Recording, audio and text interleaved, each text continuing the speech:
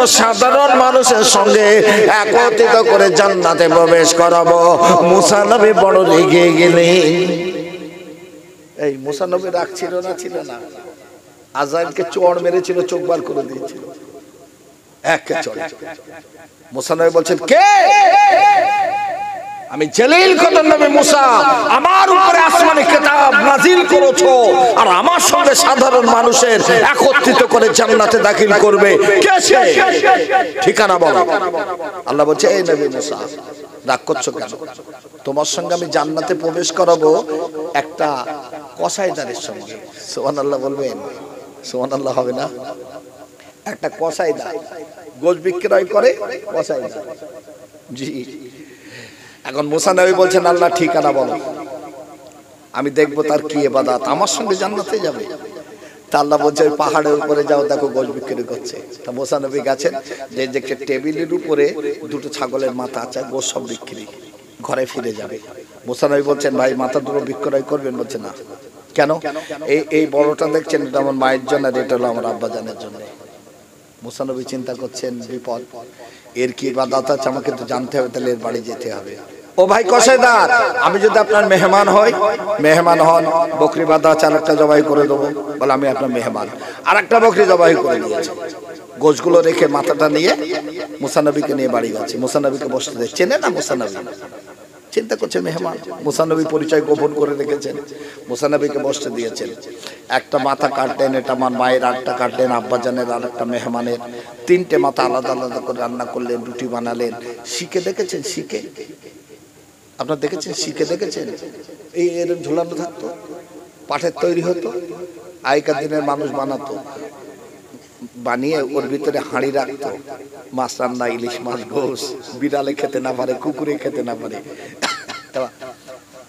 শিখেই ঝোলানো আছে, একটা দলা হয়ে গেছে। মা প্রথমে কসাইদার মাকে নামালেন, শিখে থেকে নামিয়ে মাকে সুন্দর করে নিজ হাতে গোসল দিলেন, মাকে নিজ হাতে বস্ত্র পরিধান করিয়ে মাথার গোশ রুটি ছিঁড়ে ছিঁড়ে মার গালে দিলেন।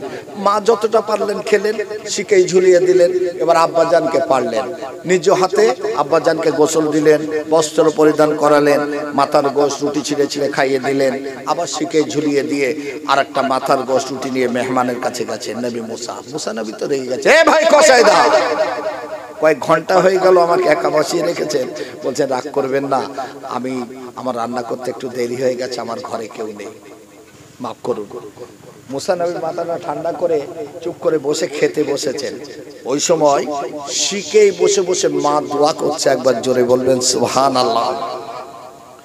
আম্মা জান দোয়া করছেন, আল্লাহ তামাম জিন্দেগি আমার কলিজার টুকরা সন্তান বিবাহ করলো না, আমাদের দুইজনের খেদমত করে গেল। আমি মা তোমার কাছে দোয়া চাই, এই জামানার নবী মুসা আলাইহিস সালামের সঙ্গে আমার কলিজার টুকরা সন্তানকে একত্রিত করে তুমি জান্নাতে দাখিল করো। জোরে হবে? আরো জোরে হবে না? আব্বা জান দোয়া চাইছেন, আল্লাহ তামাম জিন্দেগি আমার কলিজার টুকরা সন্তান বিবাহ করলো না, কলিজার টুকরা সন্তান তামাম জিন্দেগি আমাদের দুইজনের খেদমত করে গেল।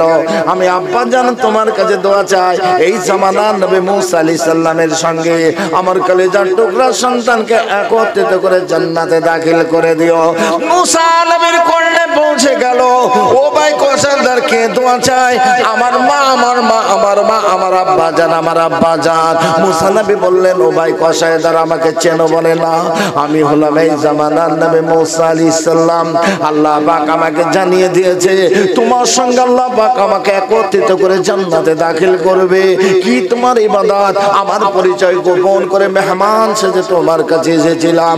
ও ভাই কসাইদারে, তুমি জানো না তোমার মায়ের দোয়া, তোমার আব্বার দোয়া আল্লাহর দরবারে কবুল হয়ে গেছে। আল্লাহ পাক তোমাকে আর আমাকে একত্রিত করে আল্লাহর রহমতের জান্নাতে দাখিল করে দেবে। জোরে বলো সুবহানাল্লাহ। আল্লাহ এত রাজে খুশি হয়ে যাবে ওই বান্দা বান্দির উপরে, সঙ্গে সঙ্গে আমার আল্লাহ বলবে, ফেরেশতারা আমার বান্দা সত্য কথা বলেছে, আমার বান্দার কবরের সঙ্গে জান্নাতের সংযোগ বানিয়ে দে। জান্নাত থেকে দুইজন হুর একটা মতের মালা নিয়ে ছুটে কবরের মধ্যে চলে আসবে। এই হুর বলবে আমি পরিয়ে দেব, ও হুর বলবে আমি পরিয়ে দেব। দুই হুর টানতে যে মতির মালাটা ছিঁড়ে যাবে, দুজনে দুই দিক থেকে গাঁথতে শুরু করে দেবে। গাঁথতে গাঁথতে গাঁথতে গাঁথতে যেদিন মতির মালাটা গাঁথা শেষ হয়ে যাবে, ইসরাফিল আলাইহিস সালাম সিংহায় হুঙ্কার করবে, কিয়ামত শুরু হয়ে যাবে। ওই বান্দা কোটি কোটি কোটি কোটি বছর কবরে কেমন করে ঘুমিয়ে থাকবে ওই বান্দা বুঝতে পারবে না। সরে বলবেন না। তিনটি প্রশ্নের জবাব মুসলমান জানে না। হযরত ফাতিমা বললেন, স্বামী গো, আজ আমার কবরের বড় ভয় করছে। আপনার কাছে আমি কোনোদিন কোনো কিছু চাই নাই, আপনি ওয়াদা করুন, আপনি আমাকে দেবেন, ওয়াদা করুন। কি চাও ফাতিমা? ও আমার স্বামী, আমি ফাতিমা, আমার কবরের বড় ভয় করছে। আমি যখন মারা যাব, মরে যাব, আমার ইন্তেকাল হয়ে যাবে, আপনি আমাকে নিজ হাতে গোসল দিয়ে দেবেন, আপনি নিজ হাতে কাফন পরিধান করিয়ে দেবেন।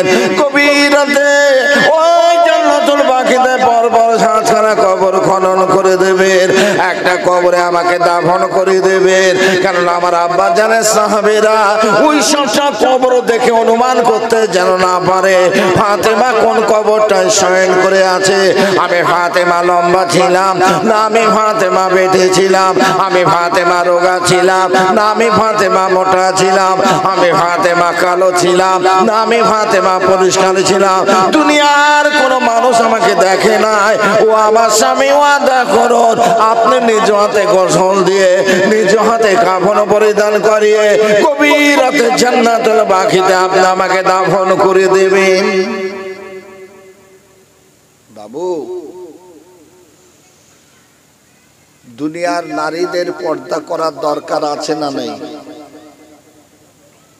শোনো বাবু, একটু সুন্দরী বিবি যদি কারোর হয়, তাকে সুন্দর করে সাজিয়ে চুলগুলো ছেড়ে মোটর বাইকের পিছনে বসিয়ে স্বামী নিয়ে যাচ্ছে। কথা ঠিক না ভুল বললাম?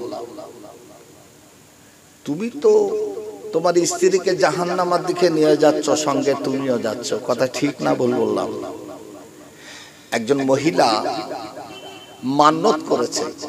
কি মানত জানেন? আল্লাহ আমার সন্তান দেয় না, যদি আমার সন্তান হয় আমি নগ্ন হালাতে গোটা মদিনাটা ঘুরে বেড়াবো, নগ্ন হালাতে। আল্লাহ তাকে সন্তান দিয়েছে, এখন চিন্তা করছে আমি নগ্ন হালাতে মদিনাটা কেমন করে ঘুরবো। আমার রাসূলের দরবারে গেছে, এ হাবিব আল্লাহ, ইয়া রাসূলুল্লাহ, আমি এমন একটা মান্যত করেছিলাম। কি মান্যত? আল্লাহ আমার সন্তান দিচ্ছিল না, কিন্তু আমি মান্যত করেছিলাম আল্লাহ যদি আমার সন্তান দেয় তবে আমি মদিনাটা নগ্ন হালাতে ঘুরে বেড়াবো। হুজুর, এখন তো এটা সম্ভব নয়, কি করবো আপনি নির্দেশ দিন। রাসূল বললেন, তোমার এক গোছা চুল বাইরে বার করে রাখো, যেন তোমার এই এক গোছা চুল পর পুরুষ দেখে। ওই এক গোছা চুল পর পুরুষ দেখা অর্থাৎ তোমার গোটা নগ্ন চেহারাটা পুরুষদের দেখার সমতুল্য হবে। কথাটা বোঝেননি? আজকের মা বোনেরা ওপেন টু অল চুল খুঁড়ে বেড়ায় না, বেড়ায় না? কথা বলেন না কেন? এরা সব জাহান্নামী হবে, জেনে রেখে দেবেন, বাঁচার কোনো রাস্তা নেই। হযরত ফাতেমার ইন্তেকাল হয়ে গেল, গভীর রাতে জান্নাতুল বাকিতে দাফন করা হবে। একদিকে খাটিয়া ধরেছেন হযরত আলী, একদিকে খাটিয়া ধরেছেন হযরত ওমর। একটা আলো উঁচু করে নিয়ে যাচ্ছেন গভীর রাতে ওই জান্নাতুল বাকিতে। তিনি হলেন হযরত বেলাল। কবর খনন হয়ে গেল, বাবা কবরের সম্মুখে খাটিয়াখানা রাখা হলো। কবরের মধ্যে দাঁড়িয়ে আছেন আমার রাসূলের নিকটবর্তী আত্মীয় আবু যর গফারি রাদিয়াল্লাহু তাআলা আনহু। হযরত আবু যর গফারি বললেন, কবর, ওরে কবর তুই বিয়াদবি করবি না, ওরে কবর তোর মুখে রেখে যাব দিন দুনিয়ার বাদশা রাহমাতুল লিল আলামিনের কলেজার টুকরা ফাতেমাকে।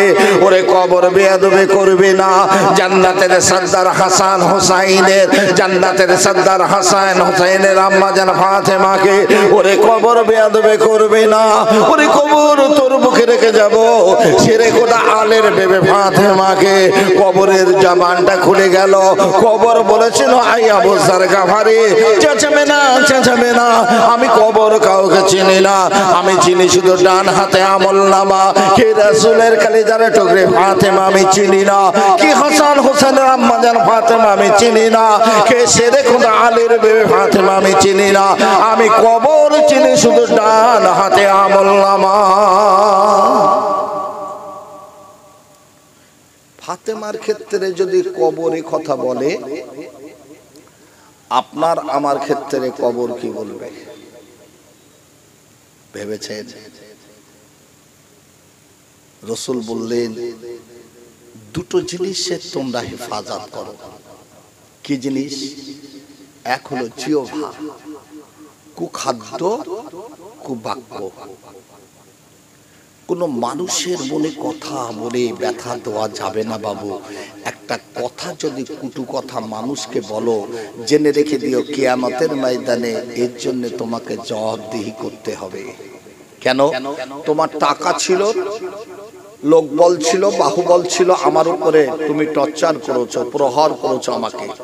কিয়ামতের ময়দানে তোমাকে তার হিসাব দিতে হবে, জেনে রেখে দিও। ছাড় নেই, কোনো ছাড় নেই। আজ আমি আপনাদের বোঝানোর জন্য বলবো, নামাজ পড়ার জন্য আল্লাহ পাক নির্দেশ দিয়েছেন। ও আমার জওয়ান যুবক ভাইরা, নামাজ পড়ুন, নামাজ পড়ুন, নামাজ পড়ুন। কিন্তু আপনি জেনে রেখে দেবেন একটা ব্যাধি ঢুকে গেছে, যে ব্যাধিটার নাম হলো বাবা সুদ। সুদ সুদ। কিয়ামতের ময়দানে আমার আল্লাহ দুই শ্রেণীর মানুষের সঙ্গে যুদ্ধ করবে। এক শ্রেণীর মানুষ হলো আল্লাহর ওলিদের যারা বিরুদ্ধাচরণ করবে, আল্লাহ তাদের বিরুদ্ধে যুদ্ধ ঘোষণা করবে। মান আদা ওলি আল্লি ফাকাদা জানতু বিল হার। আল্লাহর ওলিদের যারা বিরুদ্ধাচরণ করবে, আল্লাহ তাদের বিরুদ্ধে যুদ্ধ করবে। দুই নাম্বার, দুনিয়ায় যত সুদখোর আছে আল্লাহ পাক তার বিরুদ্ধে জিহাদ করবে। জেনে রেখে দিও আপনি নামাজ পড়বেন, কিন্তু আপনি life insurance fixed deposit LIC মহিলা সমিতি বন্ধন করে আপনি সুদ গ্রহণ করে ওই সুদের টাকার খাদ্য আপনার উদরে আছে। আপনি যত ওয়াক্ত নামাজ আল্লাহু আকবার বলে পড়েন না কেন, একটা ওয়াক্তের নামাজ আপনার কবুল হবে না। একটা ওয়াক্ত। আর একটা ওয়াক্ত নামাজের পরিবর্তে 2,88,00,000 বছর আল্লাহ তাকে জাহান্নামে দেবে। আপনাদের রাগ হচ্ছে নাকি আমার কথা শুনে? রাগ হচ্ছে? হ্যাঁ, কেন? মরতে তো হবে না বাবু, কথা ঠিক না? সবাই তো মরবো নাকি? আমার কবরে আপনি যাবেন নাকি? আপনার কবরে আমি যাব। গত বছরে এই 5 তারিখ আমরা এখানে দাওয়াত ছিল, জলসা ছিল, আমি আসতে পারিনি। আমার বিবির হার্ট অ্যাটাক হয়েছিল। আল্লাহ পাক তাকে দুনিয়া থেকে উঠিয়ে নিয়েছে। 5 ওয়াক্ত নামাজ পড়তো, রোজা করতো, পর্দায় থাকতো, হজ করিয়ে এনেছিলাম। তবু আমি দিনে তার কবরের চিন্তা করি, কবর তার সঙ্গে কি ব্যবহার করছে। আমি দিনে তার কবর 5 বার করে জিয়ারাত করি, আর আল্লাহর কাছে দোয়া চাই, আল্লাহ তুমি ওকে নাজাত দিও। ভয় করে আল্লাহ তার সঙ্গে কি ব্যবহার করছে। কথা বুঝতে পেরেছেন? কবর এমন একটা জায়গা,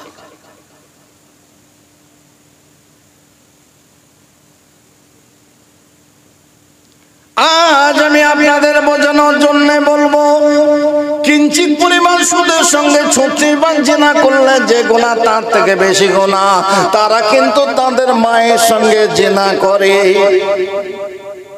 সুদ খাওয়া সমান মার সঙ্গে জিনা করা। কিঞ্চিত পরিমাণ সুদ 36 বার জিনা। একটা ছেলে জিনা করেছে, ধরা পড়েছে, গ্রামের মানুষ বেঁধে মারধর করছে, তাই তো? এতে একবার জিনা করেছে। আর সুদের টাকা তুলে ইলিশ মাছ কিনে নিয়ে বাড়ি যাচ্ছে, লোকে বাহা বাহা করছে। কথা ঠিক না ভুল বললাম? কিন্তু এর থেকে আল্লাহর দরবারে ও 36 গুণ বেশি দায়ী, বেশি গুনাহগার।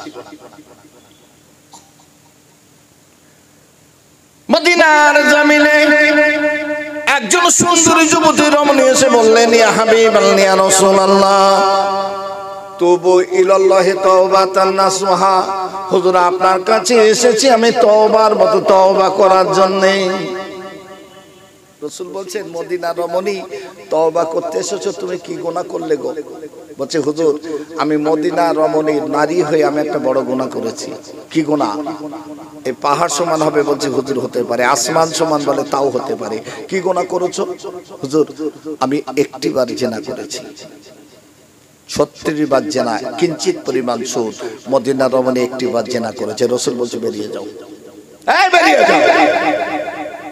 মদিনা রমণী জেনা করেছে।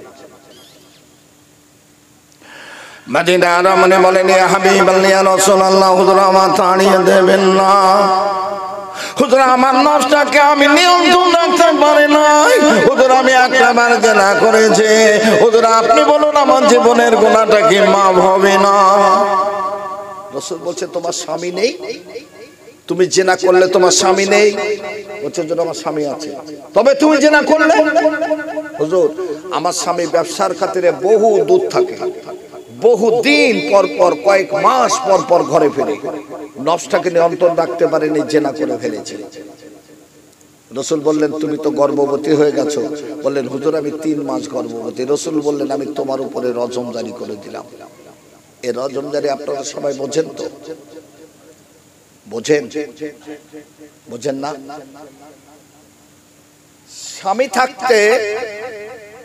স্বামী থাকতে কোন নারী যদি অন্য পুরুষের সঙ্গে দৈহিক সম্পর্কে মিলিত হয়, তাকে বুক পর্যন্ত মরুভূমির বালুকণায় পুঁতে দিয়ে পাথর মেরে মেরে হত্যা করা হবে। এটাকে রজমজারি বলা হয়। কথা বুঝতে পেরেছেন? স্বামী থাকতে কোন নারী যদি অন্য কোন পুরুষের সঙ্গে দৈহিক সম্পর্কে মিলিত হয়, তাকে বুক পর্যন্ত মরুভূমির বালুকণায় পুঁতে দিয়ে পাথর মেরে হত্যা করা হবে। এটাকে রজমজারি বলা হয়। রসুল বললেন আমি তোমার উপরে রজমজারি করে দিলাম। মদিনা রমণী বলেন ইয়া হাবিবাল্লাহ ইয়া রাসূলুল্লাহ, হুজুর দেরি করবেন না। হুজুর আপনি আমার উপরে রজম জারি করে দিন। আল্লাহর নবী বললেন হবে না মা, হবে না। কেননা তোমার গর্ভে যে সন্তান এসেছে, ওই সন্তান যতক্ষণ না ভূমিষ্ঠ হবে, আমি রাসূল তোমার উপরে রজম জারি করতে পারবো না। একবার সুবহানাল্লাহ বলবেন? আরো জোরে হবে না? এ বাবু এই সন্তানটা হারাম না হালাল? হ্যাঁ বুঝতে পারেননি? এই সন্তানটা হারাম না হালাল?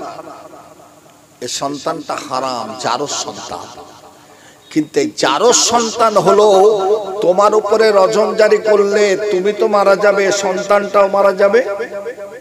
এটা আমার আল্লাহ আমাকে নির্দেশ দিয়েনি। কেন? ওই বাচ্চাটা তো কোনো অন্যায় করেনি। জারজ হতে পারে, অন্যায় করেনি। বাবু শোনো, অসুবিধা হচ্ছে নাকি? অসুবিধা হচ্ছে না তো? শোনো, আপনার স্ত্রী প্রথম একটা কন্যা সন্তান আছে, বিবি দ্বিতীয়বার গর্ভবতী, 4 মাসের অধিক হয়ে গেছে, গর্ভে সন্তান আছে। ডক্টর চেকআপে নিয়ে গেলেন, ডক্টর বললেন একটু আল্ট্রাসোনোগ্রাফি করে নিয়ে এসো। এই আল্ট্রাসোনোগ্রাফি করতে যে ডক্টরকে রিকোয়েস্ট করলেন, ডক্টর বাবু আমার কিন্তু প্রথম একটা কন্যা সন্তান আছে, বিবি দ্বিতীয়বার গর্ভবতী, এই সন্তানটা কন্যা না পুত্র আমাকে রিকোয়েস্ট বলতে হবে। ডক্টর বলতে চাইবে না, সরকার নিষেধ আছে। আল্লাহ ডক্টরদের হিকমত দিয়েছে, মেশিন বেরিয়েছে জি, কিন্তু অনেক অনুরোধ করার কারণে ডক্টর বললেন এটাও কন্যা সন্তান। আপনি বললেন ডক্টর আমি এটাকে রাখবো না, এটাকে পরিষ্কার করে দিন, অর্থাৎ হত্যা করুন। আপনার আমলনামায় সঙ্গে সঙ্গে মানুষ খুন করলে যে গুনাহ, একটা গুনাহ লেখা হবে। কথাটা বুঝে এসছে? যেটা এখন বর্তমানে ভ্রূণ হত্যা বলা হচ্ছে, আপনার আমলনামায় একটা মানুষ খুনের গুনাহ লেখা হবে। এটা আজকে চলছে না? চলছে না? কথা বলেন না কেন? খেতে কে দেয়? রসুল বললেন যার ঘরে 3টি কন্যা সন্তান সে জান্নাতি, 2টি সে জান্নাতি, 1টি সেও জান্নাতি। একবার সুবহানাল্লাহ বললেন না? মুসা নবী বলছে আল্লাহ দুনিয়ার মানুষের উপরে যখন তুমি খুশি হও তখন তুমি কি করো? আল্লাহ বললেন মুসা আমি এলাকায় বর্ষা দিই, বৃষ্টি দিই। জোরে বলুন সুবহানাল্লাহ। আর কি করো? আর যে বান্দার উপরে খুশি হয়ে যায় ওই বান্দাকে আমি আল্লাহ কন্যা সন্তান দিই, জোরে বলো সুবহানাল্লাহ। আর কি করো? আর যে বান্দার উপরে আমি খুশি হয়ে যাই ওই বান্দার বাড়িতে আমি মেহমান পাঠাই, জোরে বলুন একবার সুবহানাল্লাহ। জি, মেহমানের এত সম্মান ইজ্জত। হযরতে রাবিয়া বসরি গরিব ছিল না ধনী ছিল? নাম শোনেননি রাবিয়া বসরি? হ্যাঁ, গরিব ছিল না ধনী ছিল? গরিব, প্রচন্ড গরিব। রাবিয়া বসরির ঘরে দুটি রুটি আছে। হঠাৎ করে দুইজন মেহমান এসেছে, এসে বললেন আম্মা জান রাবিয়া আপনার মেহমান। বললেন বসুন। দুটো রুটি আছে নিজের খাওয়ার জন্য, দুটি বাসনের রুটি দুটো দিয়ে দিয়েছেন। এমন সময় দুজন ভিখারি এসে বলছেন আম্মা জান রাবিয়া আমাদের কিছু ভিক্ষা দেন, ক্ষুধার্ত। আম্মা জান রাবিয়া মেহমানের বাসন থেকে দুটো রুটি উঠিয়ে নিয়ে ভিখারিকে দিয়ে দিয়েছে। সুবহানাল্লাহ বলবেন না? এই মেহমানের বাসন খালি। আম্মা জান রাবিয়া বলছে বসেন, একটু বসেন। কিছু সময় পর একজন আগন্তুক এসে বলছে আম্মা জান রাবিয়া আপনার জন্য 10টা রুটি নিয়ে এসেছি। বলছে ওটা আমার নয়, ওটা আমার নয়, নিয়ে যাও, নিয়ে যাও। মেহমান দুজন চিন্তা করছেন, খালি বাসন দেখে বসিয়ে রেখে দিয়েছেন, 10টা রুটি দিলেন, নিলেন না, ঘরে তো কিছুই নেই পানি ছাড়া। কিছুক্ষণ পরে আরেকজন 20টা রুটি নিয়ে এসেছেন। আম্মা জান রাবিয়া আপনার জন্য 20টা রুটি নিয়ে এসেছি। বলছে না ওটা আমার। একবার সুবহানাল্লাহ বলেন। 20টা রুটি নিয়ে দুজন মেহমানকে উদরপূর্ণ করে খাইয়ে দিলেন। মেহমান দুজন যখন চলে যাচ্ছেন বলছেন আম্মা জান রাবিয়া আপনার ঘরে পানি ছাড়া কিছু নাই, খালি বাসন দিয়ে বসিয়ে রেখেছিলেন, 10টা রুটি নিয়ে এলো, নিলেন না, 20টা নিলেন কেন? বললেন আমার আল্লাহ পাক বলেছেন একের পরিবর্তে 10, অর্থাৎ আমি 2টো রুটি দান করেছি, আল্লাহ আমার জন্য 20টা রুটি পাঠাবে, 10টা পাঠাতে পারে না, তাই গ্রহণ করেনি। যেই 20টা পাঠিয়েছে আমি রাবিয়া সেটাকে গ্রহণ করেছি। জোরে বলুন একবার সুবহানাল্লাহ। তাহলে খেতে কে দেয়? তুমি বাচ্চাটাকে হত্যা করলে খেতে দেওয়ার মালিক তুমি নাকি? তাহলে তোমার আমলনামায় একটা খুনের গুনাহ লেখা হবে না? হবে না? মদিনার রমণী বলেন ইয়া হাবিবাল্লাহ ইয়া রাসূলুল্লাহ, হুজুর আপনি আমাকে 10 মাস 10 দিন ধৈর্য ধারণের কথা বলেন। এই 10 মাস 10 দিনের মধ্যে যদি আজরাইল এসে যায়, আমি গুনার বোঝা মাথায় নিয়ে আমি কেমন করে আল্লাহর দরবারে হাজির হব? আল্লাহর নবী বললেন মদিনার রমণী আমি রাসূলুল্লাহ তোমার জন্য দোয়া করে দিলাম। মদিনার রমণী নিজের ঘরে হাজির হয়ে গেলেন, মাস গুনতে শুরু করে দিলেন। 3টি মাস যায়, 4টি মাস যায়, 4টি মাস যায়, 6টি মাস যায়, 10 মাস 10 দিন একটা পুত্র সন্তান প্রসব করলেন। ওই সন্তানটাকে বুকে জড়িয়ে ধরে নিয়ে ছুটে ছুটে আমার নবীর দরবারে চলে গেলেন। ইয়া হাবিবাল্লাহ ইয়া রাসূলুল্লাহ, হুজুর আমি সন্তান প্রসব করেছি, আমার ছেলেকে আমানত করুন। তুবু ইলাল্লাহি তাওবাতান নাসুহা, হুজুর আপনি আমাকে তওবা পড়িয়ে দিন, হুজুর আপনি আমার উপরে রজম জারি করে দিন। আল্লাহর নবী বললেন হবে না মা, হবে না, কারণ এই সন্তানের 2.5 বছর পর্যন্ত তোমার দুধের হক আছে। যতক্ষণ না 2.5 বছর পেরিয়ে যাবে আমি রাসূল তোমার উপরে রজম জারি করতে পারবো না। সুবহানাল্লাহ বলবেন না? হুকুকুল্লাহ হুকুকুল ইবাদ, আল্লাহর হক আর বান্দার হক আছে না নেই? একটু কথা বলেন না কেন? অসুবিধা হচ্ছে নাকি? নাকি আল্লাহর হক আর বান্দার হক আছে না নেই? নামাজ কার হুকুম? রোজা, হজ, যাকাত আল্লাহ মনে করলে মাফ করতে পারে না? পারে না? পারে না। কিন্তু আপনারা 3 ভাই, মনে রেখে দেবেন, 3 ভাই। আপনার আব্বার ইন্তেকালের আগে 15 বিঘা জমি ছিল, 5 বিঘা করে 3 ভাইকে ভাগ করে দিয়েছে। কিন্তু আপনার ছোট ভাইটা পাগল। পাগল হলো আমার সন্তান, আমার ইন্তেকালের আগে তার হক আমাকে বুঝে দিতে হবে। 5 বিঘা জমি তাকেও আমি দিয়েছি, কিন্তু এ তো কর্ম করতে পারে না। মেজে ভাই বড় চতুর, ও এসে বলছে ভাই সকালবেলা বাজার করেছিস? বলে না আমি পাগলা মানুষ, টাকা নেই। রাখ না, আমি তো তোর ভাই, 1000 রাখ, বাজার কর, খা। আবার কিছুদিন পরে এসে বলছে তোর ওষুধ কিনেছিস? বলে না, 1000 রাখ। আবার কিছুদিন পরে তোর জামা কাপড়গুলো ছিঁড়ে গেল, এই 1000 রাখ, জামা কাপড় কেন। 1টা বছর দিয়েছে। 1টা বছর পর হঠাৎ করে এসে বলছে ভাই আমার মেয়ের বিয়ে শুনেছিস? বলে না। আমার মেয়ের বিয়ে, শোন না, তোকে আমি 1টা বছর ধরে 2,83,000 টাকা দিয়েছি, আমার টাকাটা দে। এই তো পাগল। এ বলছে ভাই তুই তো আমার মায়ের পেটের ভাই, তুই আমাকে সাহায্য করেছিস, টাকা চাইছিস কেন? বলছে আমি তোর মতো পাগল নাকি টাকা চাইবো না, টাকা দে। টাকা যদি না দিস ওই বেড়া চাপায় রাস্তার ধারে যে 2 বিঘা জমিটা আব্বা তোকে দিয়েছিল না, ওটা একটু আমার নামে লিখে দে। এই মেজে ভাই, ওই 2 বিঘা জমিটা তুমি পাগল ভাইয়ের কাছ থেকে লিখে নিলে, সেখানে তুমি বাড়ি বানালে, দোকান বানালে, পেট্রোল পাম্প বানালে, লক্ষ লক্ষ টাকা তুমি উপার্জন করলে। ও মেজে ভাই তুমি হজে চলে গেলে, গ্রামের মসজিদের ছাদ বানিয়ে দিলে, তুমি দান খায়রাত শুরু করে দিলে। ও মেজে ভাই মনে রেখে দিও, কিয়ামতের ময়দানে পাগল ভাই চতুর হয়ে যাবে, আল্লাহ দরবারে বিচার দেবে। আল্লাহ বলবে বান্দা আমি জানি, বল কি চাস? আমার মেজো ভাই দুনিয়ার জমিনে আমাকে পাগল ভেবে 50 লক্ষ টাকার সম্পদ 2,83,000 টাকায় নিয়ে নিয়েছিল। আল্লাহ বলবে বল কি চাস? এখানে নেওয়ার মতো কিছু নাই। আমার মেজো ভাই জীবনের নেকি এগুলোর দাবিদার হয়ে গেলাম।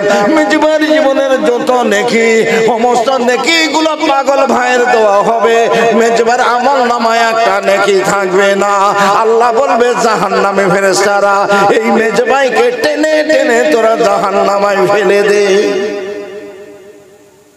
কথা বুঝে এসছে? 2 ভাই 2 বোন, বাপ মারা গেছে, মার সম্পদ একটা স্বামী রেখে গেছে। দেখো আমি তো চলে যাচ্ছি, এই সম্পদের জমিটা তোমার রেখে গেলাম, লিখে দিয়ে গেছে। এই 2 ভাই কি করলো? মাকে ভয় দেখিয়ে জায়গাটা 2 ভাইয়ের নামে লিখে নিল। অর্থ 2 বোনের মায়ের জমির হকটাকে ফাঁকি দিল।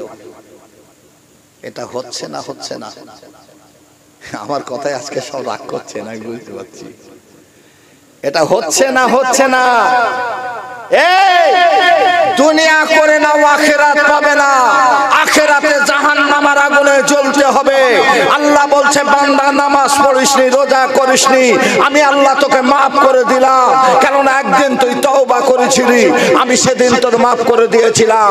কিন্তু তোর বান্দার হক ফাঁকি দিয়েছিস, সে যতক্ষণ মাফ না করবে আমি আল্লাহ তোকে মাফ করতে পারবো না। কথা বলছো? কোর্টে গেলে যত কেস সব মুসলমানের নাকি গো? হ্যাঁ, সব কেস মুসলমানের। আল্লাহর নবী বললেন সাহাবীরা তোমরা কোনদিন কারোর হক ফাঁকি দেবে না। আমার রাসূলুল্লাহকে যখন আম্মা জান হালিমা তো সাদিয়া নিয়ে গেলেন, ছোট্ট নবী শিশু নবীকে বুকে জড়িয়ে ধরে নিয়ে দুধ পান করানোর জন্য রাসূলুল্লাহকে একটা স্তনে দুধ পান করিয়ে দিয়েছেন। আম্মা জান হালিমা তো সাদিয়া অপর স্তনে মুখ মোবারকটা লাগিয়ে দিচ্ছেন। আমার ছোট্ট নবী শিশু নবী বারে বারে মুখ মোবারক ঘুরিয়ে নিচ্ছে। আম্মা জান হালিমা তো সাদিয়া আবার স্তনে মুখ মোবারকটা লাগিয়ে দিচ্ছে, বারে বারে বারে বারে মুখ মোবারকটা ঘুরিয়ে নিচ্ছে। না না না, আম্মা জান হালিমা দেখতে পেলেন আমার ছোট্ট নবী শিশু নবীর জবান নড়ে। আম্মা জান হালিমা তো সাদিয়া আমার নবীর মুখ মোবারকের উপরে মাথা লাগিয়ে দিলেন। আমার নবীর জবান থেকে শুনতে পেলেন, ও আম্মা জান হালিমা, একটা স্তনে দুধের হক আমার, অপর স্তনে দুধটা আমার দুধ ভাই আব্দুল্লাহর হক। ওই স্তনে আমার মুখটা লাগিয়ে দেবেন না। আমি রাসূলুল্লাহ জমিনে কারোর হক নষ্ট করার জন্য আসে নাই। জোরে বলবেন না? জোরে বলবেন না? এ বাবু, 2 শ্রেণীর মানুষের সঙ্গে যেমন আল্লাহ জিহাদ করবে, আর 2 শ্রেণীর মানুষ কোনোদিন জান্নাত পাবে না, পাবে না, পাবে না। এরা কারা? 1 শ্রেণীর মানুষ হলো আমায় ইশরিক বিল্লাহি ফাকাদ হারামাল্লাহু আলাইহিল জান্নাহ, লা ইলাহা ইল্লাল্লাহ, আল্লাহ ছাড়া কোনো প্রভু নাই, দ্বিতীয় কাউকে তুমি প্রভু বলে মেনেছো, তোমার জন্য জান্নাতটা হারাম। 2 নাম্বার বাবু, খুব কঠিন কিন্তু এরা জাহান্নামী, জাহান্নামী, জাহান্নামী। কারা? সন্তান মায়ের মনে ব্যথা দিয়েছে, কিন্তু মা মৃত্যুর আগে ওই সন্তান তার মায়ের কাছ থেকে ক্ষমা চাইতে পারল না, মা মারা গেল। পৃথিবীর এমন কোন শক্তি নেই, কেউ নেই তাকে বাঁচাবে, সে জাহান্নামী, জাহান্নামী, জাহান্নামী। কথা বুঝে এসছে গো? বৃদ্ধ বৃদ্ধা আশ্রম বেরিয়েছে না বেরোয়নি? বেরিয়ে কাদের নিয়ে যাচ্ছে? বাপ মা ধরে ধরে টেনে টেনে নিয়ে যাচ্ছ। ওরে বাপ মা নিয়ে যাচ্ছ না, তুমি জাহান্নামায় যাচ্ছ। হ্যাঁ, একটা বড় বৃক্ষ, এই বৃক্ষটা যৌবন বয়সে প্রচুর পরিমাণ ফল দেয়, গাছের গোড়ায় মানুষ পানি দেয়, কথা ঠিক না বল? কিন্তু মানুষ যখন বুড়ো হয়ে যায়, সে কর্ম করে ছেলের হাতে টাকা তুলে দিতে পারে না, কিন্তু ছেলের জন্য দোয়া করতে পারে না, যে দোয়া কোটি কোটি টাকা দিয়েও কেনা যাবে না, কথা ঠিক না বল? আজ আমি আপনাদের বোঝানোর জন্য বলবো, আজ আমি শুধু বোঝানোর কথা বলে যাচ্ছি, ওয়াজ নসিহত নয়। আমার আল্লাহ বললেন বিসমিল্লাহির রহমানির রহিম, কুল ইন কুনতুম তুহিব্বুন আল্লাহ ফাত্তাবিউনি ইহবিবকুমুল্লাহ ওয়া ইয়াগফির লাকুম যুনুবাকুম আল্লাহু গফুরুর রহিম। হাবিব আপনি বলে দিন, আমি আল্লাহ আমাকে যারা ভালোবাসতে চায় তারা যেন আপনাকে ভালোবাসে, আপনার ইত্তেবা করে অনুসারী হয়ে যায়। আমি আল্লাহ তাদের ভালোবাসবো, শুধু তাই নয়, তাদের জীবনের গুনাহগুলো আমি আল্লাহ মাফ করে দেব। জোরে বল সুবহানাল্লাহ। আল্লাহ কাকে ভালোবাসতে বললেন? কাকে? হাবিব আপনি বলে দিন। হাবিবকে? আমার রাসূল নবী গো, উম্মতদের বলে দিন, আমি আল্লাহ আমাকে যারা ভালোবাসতে চায় তারা যেন আপনাকে ভালোবাসে। সুবহানাল্লাহ বলবেন না? সাহাবীরা দাঁড়িয়ে বললেন, হুজুর আল্লাহ পাক তো আপনাকে ভালোবাসতে বললেন, তা আপনি বলুন আল্লাহর পর আমরা কাকে ভালোবাসবো? রাসূল বললেন, সাহাবীরা, আল্লাহর পরে যদি তোমরা কাউকে ভালোবাসতে চাও তোমার মাকে ভালোবাসবে। জোরে বলবেন, আরো জোরে হবে না?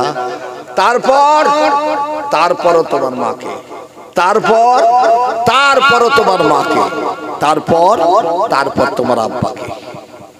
এই বাবু, তাহলে মার ইজ্জত রাসূল বাড়ালেন না বাড়ালেন না? হ্যাঁ, শুধু তাই নয়, আজ একটা মানুষ হজ মোবারকে যায়, 5 লক্ষ টাকা খরচা করে হজ মোবারকে যায়, আর রাসূল বললেন, সাহাবীরা শোনো, একটা বার যদি তোমার মায়ের মুখের দিকে নেক দৃষ্টিতে তাকাতে পারো, আল্লাহ পাক সঙ্গে সঙ্গে তোমার আমলনামায় একটা মকবুল হজের নেকি লিখিয়ে দিবে। একবারে জোরে বলবেন না সুবহানাল্লাহ? আপনাদের অসুবিধা হচ্ছে নাকি? রাগ করছেন? হ্যাঁ, আমার নবীর একজন সাহাবী ছিলেন, নাম ছিল আবু হুরায়রা, যিনি সবথেকে বেশি হাদিসের হাফেজ ছিলেন। 7 লক্ষ হাদিসের হাফেজ ছিলেন আবু হুরায়রা রাদিয়াল্লাহু তাআলা আনহু।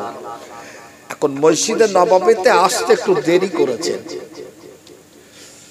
যারা হজ পাকে গেছেন, মসজিদে নববীতে 40 ওয়াক্ত নামাজ পড়তে হয় তাকবীরে উলার সঙ্গে, তাকবীরে উলার সঙ্গে। এখন আবু হুরায়রা দেরি করে মসজিদে গেছেন, রাসূল তাকিয়ে দেখছেন আমার আবু হুরায়রা নেই।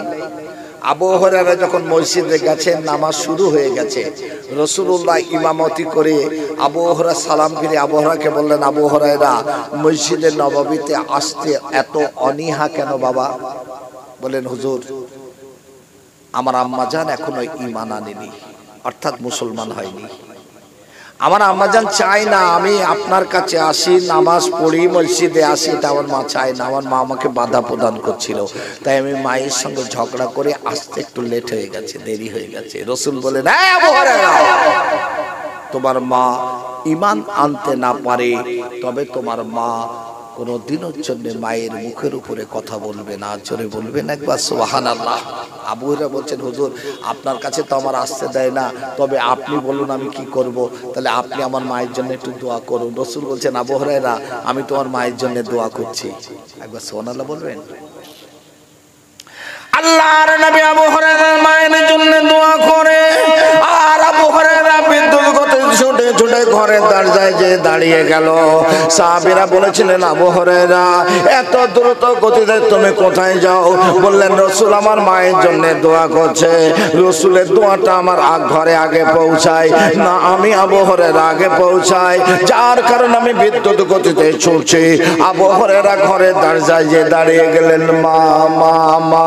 আবু হুরায়রা আবু হুরায়রা আম্মাজান দরজাখানা খুলে দিয়ে আবু হুরায়রাকে বুকে জড়িয়ে ধরলেন। বাবু আবু হুরায়রা, বাবা আমি তোর মনে বড় ব্যথা দিয়েছি, ওই মুহাম্মাদের কাছে যেতে নিষেধ করেছি, ও বাবা আমি ভুল করেছি। ও বাবা আবু হুরায়রা তুই মনে মনে চিন্তা করিস না, আজ আমি ভেবে নিয়েছি আমাকে তুই মুহাম্মদ রাসূলুল্লাহ সাল্লাল্লাহু আলাইহি সাল্লামের কাছে নিয়ে চল। আজ আমি ইমানের কালেমা পড়ে আজ আমি মুসলমান বেনে যাব। জোরে বলুন সুবহানাল্লাহ। আমি মুসলমান হব। রাসূল বললেন, সাহাবীরা একবার যদি তোমার মায়ের মুখের দিকে তাকাও, আল্লাহ পাক সঙ্গে সঙ্গে তোমার আমলনামায় একটা মকবুল হজের নেকি লিখে দেবে। সাহাবীরা বললেন, হুজুর যদি 10 বার তাকায় 10টা মকবুল হজের নেকি লেখা হবে। শুধু তাই নয় রে সাহাবীরা, তোমার বুকের চামড়া কেটে মায়ের জুতো বানিয়ে দিয়েছো। মা চলতে চলতে চামড়ার জুতো ক্ষয়ে গেছে, ছিঁড়ে গেছে, তোমার বুকে পুনরায় চামড়া গজিয়ে গেছে, আবার চামড়া কেটে মায়ের জুতো বানিয়ে দিয়েছো। মা চলতে চলতে চামড়ার জুতো ক্ষয়ে গেছে, ছিঁড়ে গেছে, তোমার বুকে পুনরায় চামড়া গজিয়ে গেছে, আবার চামড়া কেটে মায়ের জুতো বানিয়ে দিয়েছো। আয় আমার সাহাবীরা, তামাম জিন্দেগি যদি এমন করতে থাকো, তোমার মায়ের একটা ফোঁটা দুধের হক আদায় করতে পারবে না। আল্লাহ নবী সাহাবীদের নিয়ে দিনের কথায় রত। ওই সময় রাসূলুল্লাহ দেখতে পেলেন একজন বৃদ্ধা রমণী লাঠি টুকটুক করতে করতে মসজিদে নববীর দিকে এগিয়ে আসে। আল্লাহ নবী দৃষ্টি চলে যায়। আল্লাহ নবী ছুটে চলে গেলেন, নিজের মাথার পাগড়ি মোবারকটাও খুললেন, মরুভূমির বালুকোনায় বিছিয়ে দিয়ে ওই বৃদ্ধা রমণীকে বসিয়ে দিলেন। সাহাবীরা দাঁড়িয়ে গেলেন। আল্লাহ নবীর মাথার পাগড়ি মোবারকের উপরে দুনিয়ার কোন নারী বসতে পারে আমাদের জানা ছিল না। রাসূলুল্লাহ বৃদ্ধা রমণীকে বসিয়ে দিয়ে কিছু আলোচনা করে বিদায় দিয়ে সাহাবীদের মাঝে ফিরে এলেন। সাহাবীরা বলেন, হুজুর আপনার মাথার পাগড়ি মোবারকের উপরে দুনিয়ার কোন নারী বসতে পারে আমাদের জানা ছিল না। হুজুর ওই বৃদ্ধা রমণীকে বলেন না। আল্লাহ নবী বললেন, সাহাবীরা 6 বছর বয়সে আমি মুহাম্মদ আমার মাকে আমি হারিয়েছি, আমি মা বলে ডাকতে পারি না। এই সাহাবীরা ওই বৃদ্ধ রমণীকে কি তোমরা চেনো না? উনি অন্য কেউ নয়, উনি হলেন আমার আম্মা জান দুধমা হালিমা তো সাদিয়া। আয় আমার সাহাবীরা, আমি রাসূলুল্লাহ আমার মাথার পাগড়ি মোবারকের উপরে বসার মতো জমিনে একজন আছে, অন্য কেউ নয়, তিনি হলেন আমার আম্মা জান দুধমা হালিমা তো সাদিয়া। একবার জোরে বলুন সুবহানাল্লাহ। মা পৃথিবীর শ্রেষ্ঠ সম্পদ। একটা ছেলে যেদিন ভূমিষ্ঠ হয় সেই দিন থেকে 25 বছর যুবক বানাতে পিতামাতার রক্তগুলো পানি হয় না? হয় না? একটু কথা বলেন না কেন? এই হয় না? আজ খোকা জ্বর হয়েছে, কাল খোকা পায়খানা করছে, পরশুদিন খোকার হাম বেরিয়েছে, তারপরের দিন খোকার বসন্ত হয়েছে। এই খোকা খেলতে যে পড়ে যে হাত ভেঙে গেছে, সাইকেল চালাতে যে মাথা ফেটে গেছে। হয় না? হয় না? কথা বলেন না কেন? একে 25 বছরের যুবক বানানো হলো। 25 বছর বয়স খোকা, একটা ঝুপড়ি টালির ঘরে তোমাকে পিতা মাতা খেয়ে না খেয়ে তোমাকে বড় করলো, একটা সুন্দরী নারীর সঙ্গে বিয়ে দিল, কিন্তু এই মেয়েটা এসে সংসারে অ্যাডজাস্টমেন্ট করতে পারছে না। সে তোমার মায়ের বিরুদ্ধে বাপের বিরুদ্ধে নানান কথা তোমাকে বলতে শুরু করে দিল।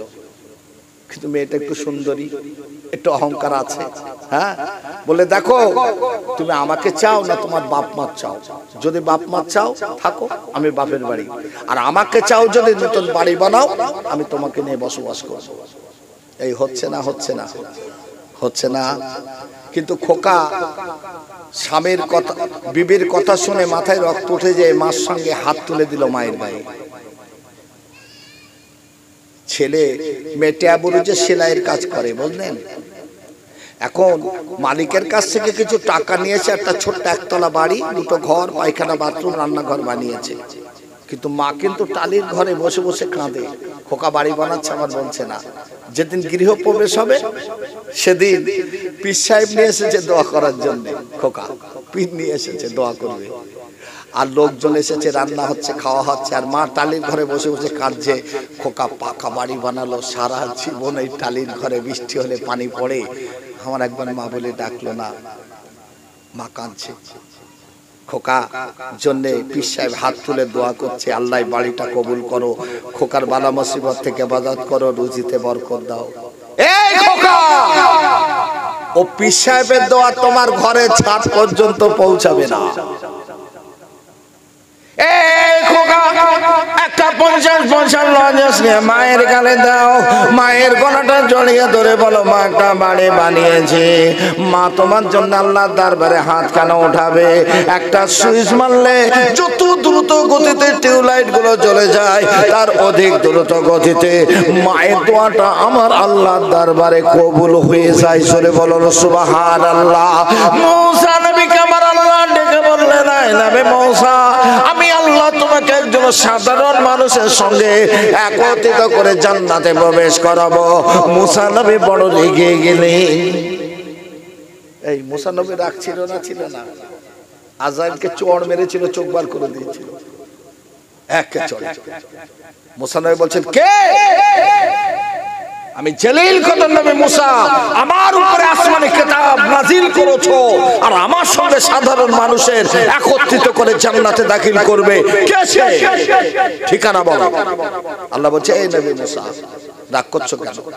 তোমার সঙ্গে আমি জান্নাতে প্রবেশ করাবো একটা কসাইদারের সঙ্গে।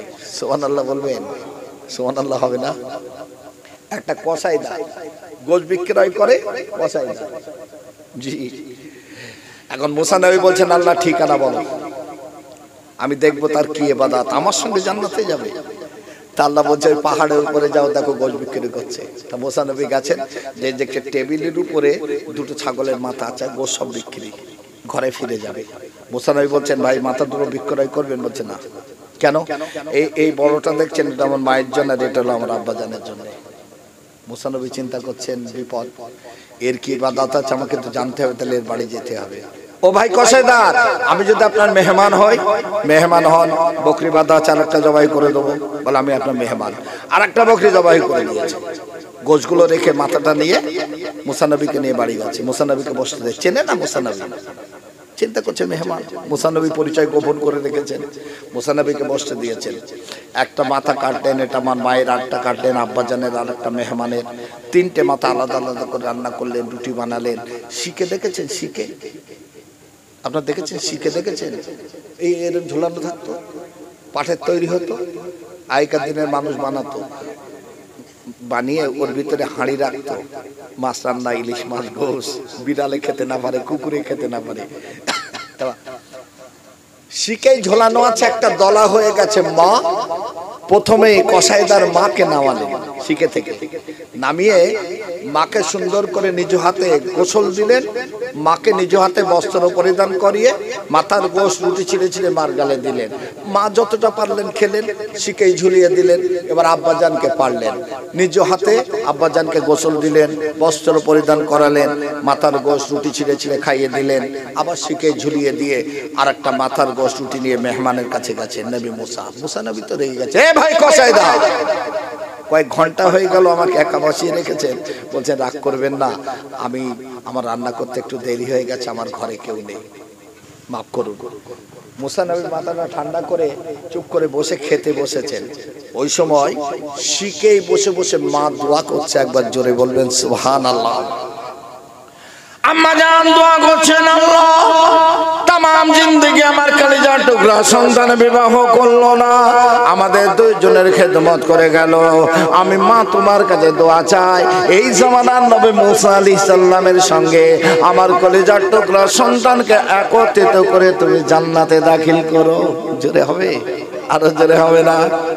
আব্বা জান দোয়া চাইছেন, আল্লাহ তামাম জিন্দেগি আমার কলিজার টুকরা সন্তান বিবাহ করলো না, কলিজার টুকরা সন্তান তামাম জিন্দেগি আমাদের দুইজনের খেদমত করে গেল। আমি আব্বা জান তোমার কাছে দোয়া চাই, এই জামানার নবী মুসা আলাইহিস সালামের সঙ্গে আমার কলিজার টুকরা সন্তানকে একত্রিত করে জান্নাতে দাখিল করে দিও। মুসা নবীর কর্ণে বসে গেল। ও ভাই কসাইদার কে দোয়া চাই? আমার মা, আমার মা, আমার মা, আমার আব্বা জান, আমার আব্বা জান। মুসা নবী বললেন, ও ভাই কসাইদার আমাকে চেনো? বলে না, আমি হলাম এই জামানার নবী মুসা আলাইহিস সালাম।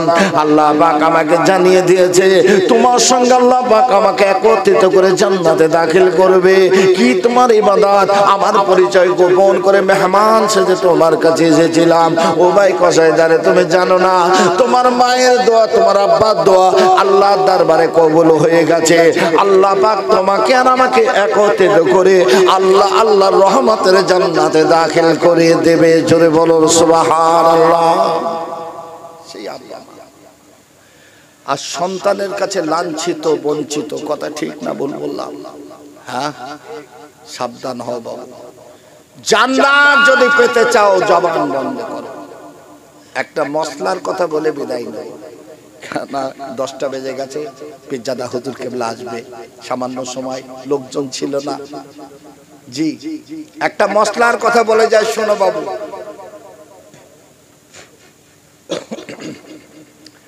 দুনিয়ায় গরিবদেরকেও সাহায্য করে সীমিত, কথা ঠিক না ভুল বললাম? হ্যাঁ,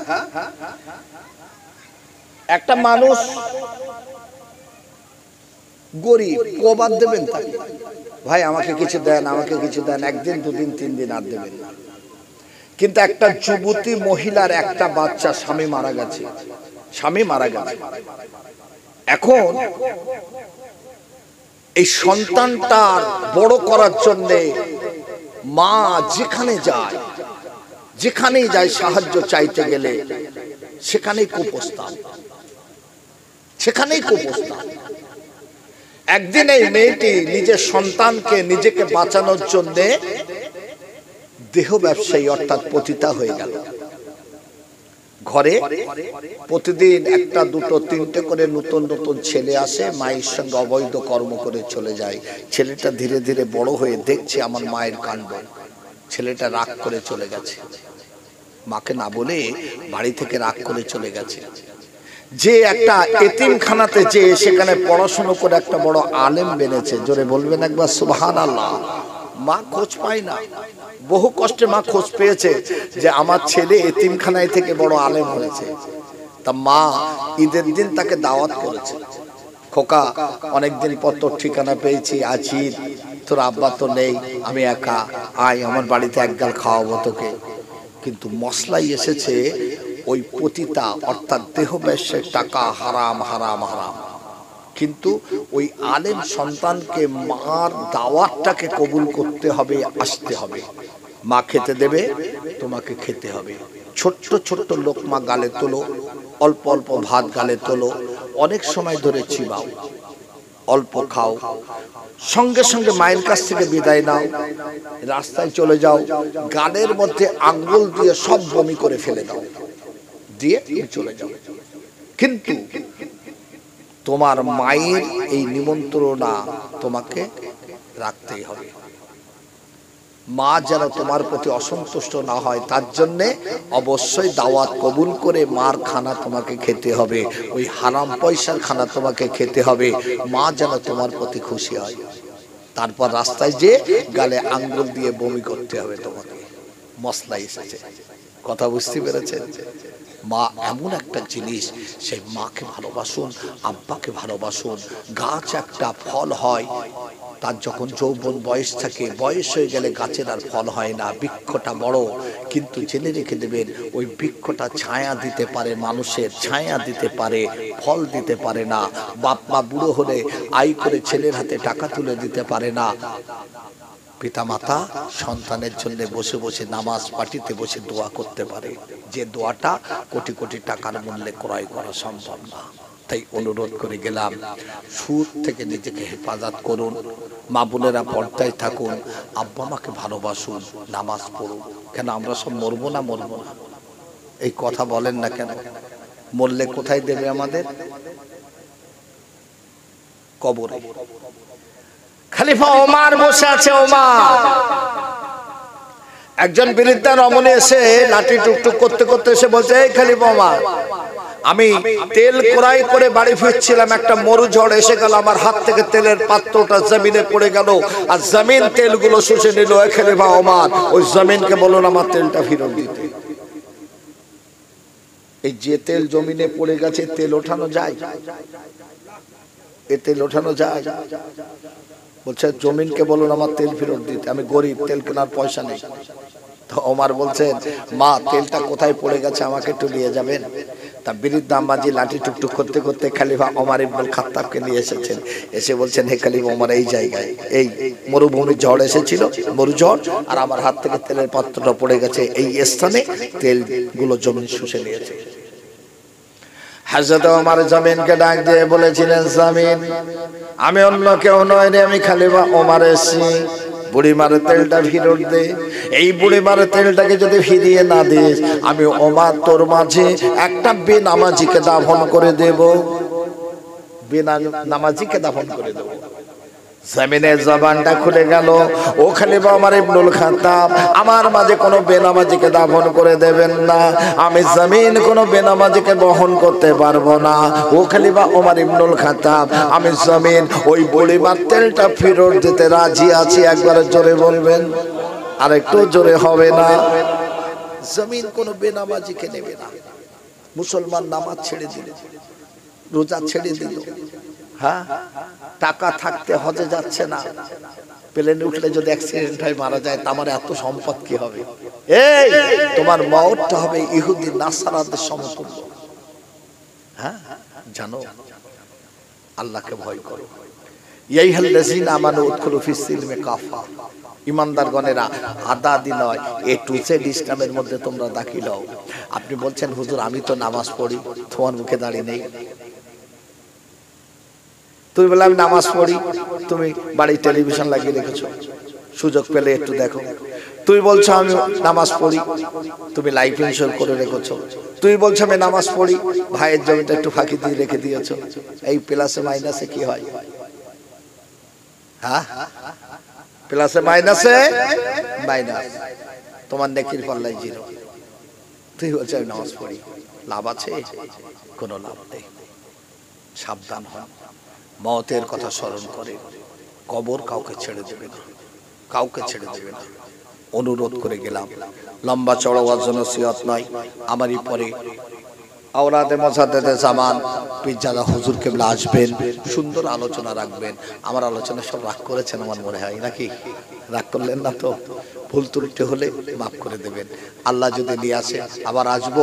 বলে গেলাম মওতের কথা স্মরণ করুন, কেউ কারোর কবরে যাবে না।